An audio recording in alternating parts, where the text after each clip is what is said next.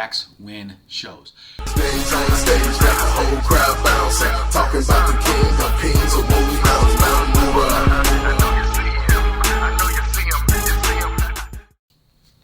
All right, let's get into this back workout. Backs are where it's at, man. You hear it a lot of times, backs win shows. Here's the thing about backs. When you have a wider back, it makes the waist look smaller. You want a small, tiny waist anyway. But, however, you also want to make it look that much smaller no matter how big it is. Bodybuilding is an art form. You're using your body as the canvas. And so what you're trying to do is to create the look, or some people like to call it the illusion, but I don't like calling it an illusion because it is. It's right there in front of you. You want to create that look of having that V taper, those wide shoulders, that wide back, tapering down into a nice tight waist, and then your legs are big and everything else. And trust me, when you hear the women talk about what they like on men, they always say they like broad shoulders and, a wide back. Well, you don't get that by just wishing for it. You've got to work for it, all right? Back muscles respond to your pulling movements, all right? So your deadlifts, that's a pull. Your lat pull downs are pulls. My favorite exercise is pull-ups, but you got your lat pull downs and then your rowing movements, which is still a pulling movement, your seated rows, your Yates rows. I also incorporate hyperextensions to get that lower back, make that Christmas tree happen when you're super duper shredded. So without further ado, let's get into the first exercise. Now, my exercises vary sometimes, but this is one of my more favorite exercises to do for the lats. And that's going to be, let's turn down this sound.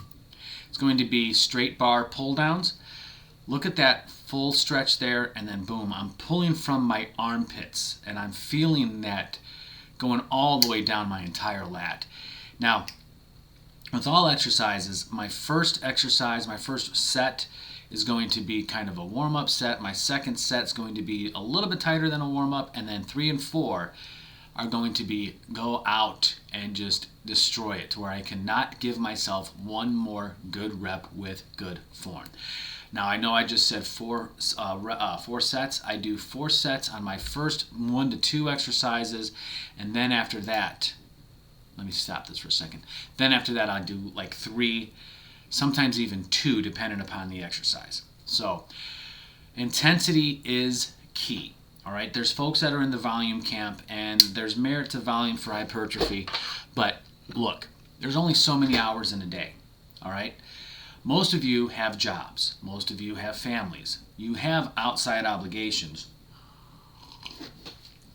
to where as much as you want to be in the gym 6 or 7 hours a day, you simply can't.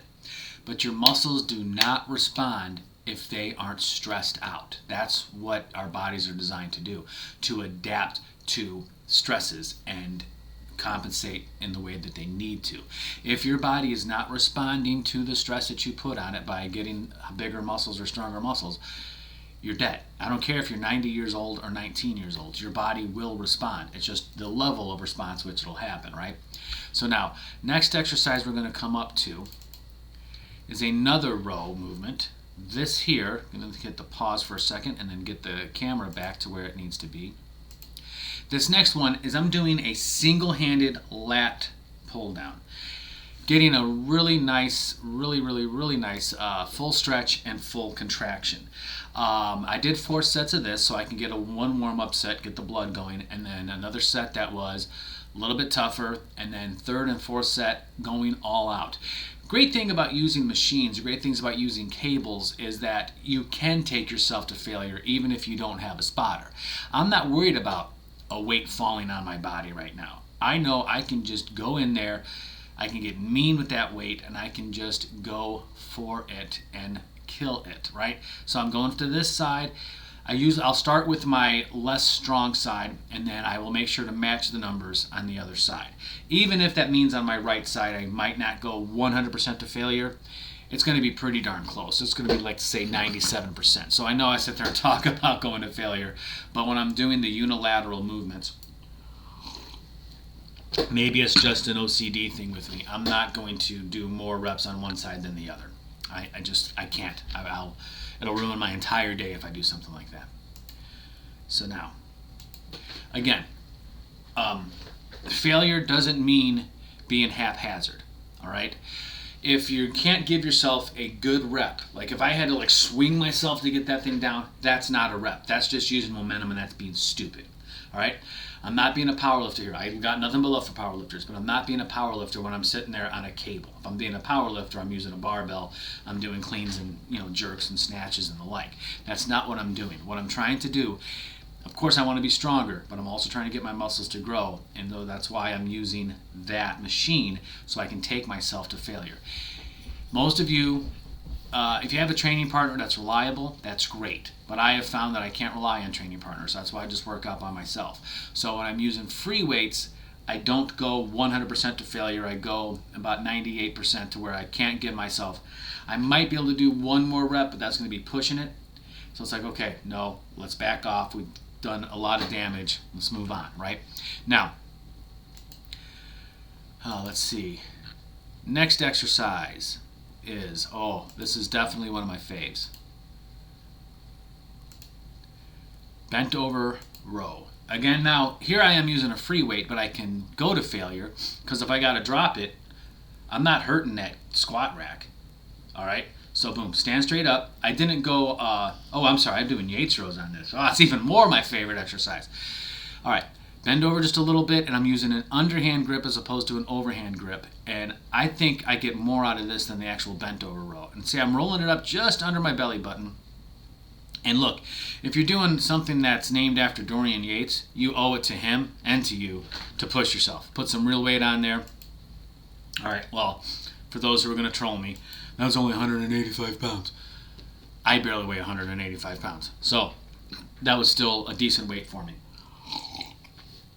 If I wasn't in prep mode during this time, I would have had a little bit more energy. I probably could have used 225 or more, but I was in prep mode at this time. So for those of you who are about to give me shit, let's see your workout videos. All right. Next up. Okay. Now, I did the unilateral thing here. And all truth be told, I think I like doing seated cable rows more than this. But doing the unilateral, you can get more of an isolated stretch and contraction on either side. So I think this has more merit to it than the seated cable row. It's just my personal preference. Again, go with the weak side first, left side being my weaker side, all right, until I can't do another good quality rep. See, I'm squeezing there. And all right, here we go. Next one. Bam, bam, bam. Now, if I had a training partner, I might have been able to push myself a little bit harder because I have that guy yelling and screaming at me. There's something to be said about having training partners. Unfortunately, we all run into the same stuff. We're like, I can't make it today, or it's too cold, or I didn't sleep well, blah, blah, blah, blah, blah. So at the end of the day, I rely on myself. And I'm not trying to say anything. I'm not talking about having a bad experience with any training partner recently. It's just, it is what it is. For the most part, you can't really get a training partner. And not only that, most training partners might not have the same interest you're having. I want to be a bodybuilder. Not everybody wants to be a bodybuilder. All right. Although everyone should want to be a bodybuilder. Next up. Now. Next up.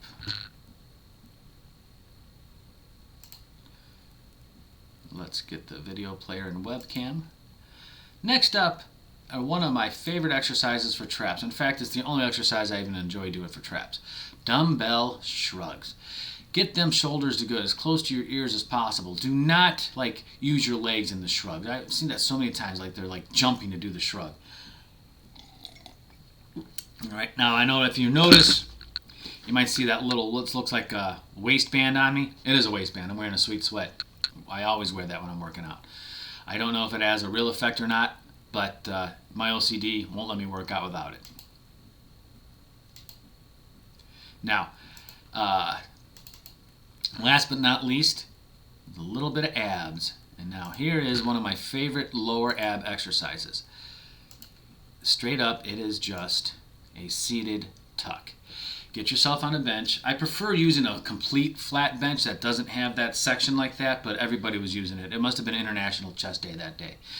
Now, if you feel like your legs are starting to work too much, slow down, reset yourself, and go back. 2 sets to failure. Just kill yourself. All right, make it hurt. Muhammad Ali once asked how many sit-ups he does. He says, I don't know, because I don't start counting and still it starts to hurt. And that's how abs should be trained. I don't really use heavy weight on abs. Once in a while, I do hit the ab crunch machine, but I don't go heavy on that. I go for high reps because I don't want necessarily hypertrophy, but I want hardened muscles when you do see my six-pack. All right, so that's it on that particular back workout. I'm going to continue to document more of my workout programs as time allows. If you're watching this video as the time it's published, I am getting sent down to Alexandria, Louisiana for a couple months for work. And I don't know how that particular gym is going to feel about recording.